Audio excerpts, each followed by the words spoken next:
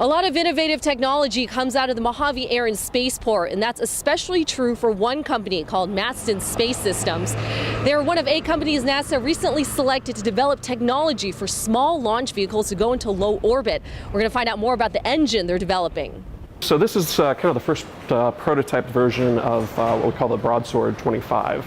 And it's a 25,000-pound thrust engine. That's enough power to launch a satellite into space. Jake Tufert is a lead propulsion research engineer for Masten Space Systems, a company carving out a niche with its technology. It's meant to be the first stage or boost stage engine for something that can lift these small satellites into space. The goal is to reuse the engine, potentially within one day. A rocket engine this size would normally cost $100 million, but Masten can do it for a fraction of the cost. We're pushing the cutting edge on things like metal 3D printing, and we've got really lean test operations.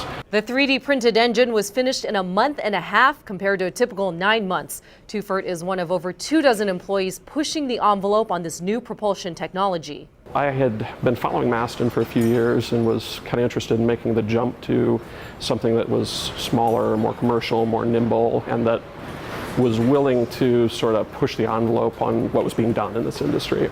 A process that can take years. It is rocket science, and your margin of failure is very, very, very, very low. If something goes wrong, you can lose the rocket, and you don't want to lose the customer payload. Matthew Coons, a principal investigator who works with Tufert, says a big challenge is weight. You want to keep your weight as low as possible so you can be as efficient and as low cost as possible. Masten achieves that by using aluminum instead of copper. It's also precisely engineered with only essential parts. This is a 3-piece engine.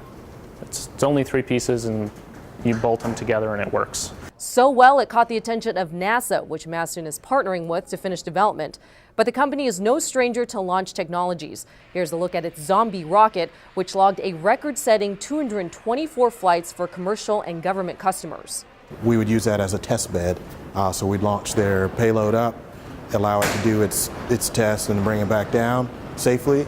That's one example of Masten's focus on reusability, according to program manager Jason Hopkins. He and the rest of the team hope their work will one day launch people into space. It's extremely exciting. Hopefully we can push rocket technology far enough to be low cost enough that we can all go to space someday. The company tells me it can take 6 to 7 years to fully develop one of these engines, and that's taking a concept on paper all the way to a fully developed product. Reporting here in Mojave, I'm Renee Ng for Spectrum News.